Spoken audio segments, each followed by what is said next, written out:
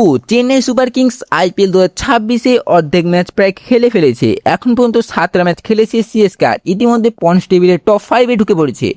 এখন সবচেয়ে গুরুত্বপূর্ণ প্রশ্ন হলো সেকেন্ড হাফে সিএসকে কেমন পারফরমেন্স করলে সহজেই টপ 4-এ ফিনিশ করতে পারবে এবং প্লে অফে কোয়ালিফাই করতে পারবে।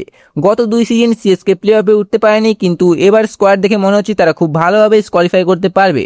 আর আমার বিশ্বাস সেকেন্ড হাফে তারা ভালোভাবে পারফরমেন্স করবে। এই ভিডিওটা শেষ পর্যন্ত দেখো, আমি পুরো প্লে অফটা বুঝিয়ে দিচ্ছি। সিএসকের সামনে এখন 7টা ম্যাচ বাকি। এই 7টার মধ্যে কমপক্ষে 5টা ম্যাচ জিততে হবে প্লে অফে উঠতে হলে। 4টা বা 3টা জিতলে হবে না। এখন পর্যন্ত 7টা ম্যাচ 3টা জিতে সিএসকে পয়েন্ট 6, মুম্বাই ইন্ডিয়ান্সকে হারিয়ে পয়েন্টস টেবিলে 8 থেকে ডাইরেক্ট 5-এ এসে গেছে। সবচেয়ে ভালো ব্যাপার হলো তাদের রান রেট এখন পজিটিভ।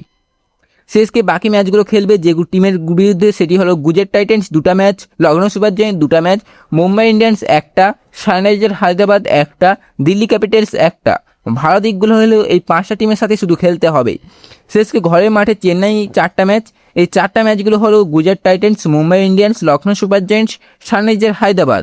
এই 4টার মধ্যে কমপক্ষে 3টা ম্যাচ জিততে হবে। ঘরের মাঠে সিএসকে সাধারণত খুব শক্তিশালী, তাই এটা তাদের বড় অ্যাডভান্টেজ। কিন্তু একটা সমস্যা, 2টা ম্যাচ দুপুরে হবে। দুপুরের ম্যাচে পারফরমেন্স কেমন হবে সেটা বড় প্রশ্ন। বাইরে খেলতে হবে 3টা match, Delhi Capitals, Lucknow super giants, Gujarat titans. এখানে অন্তত 2টা ম্যাচ জিততে হবে।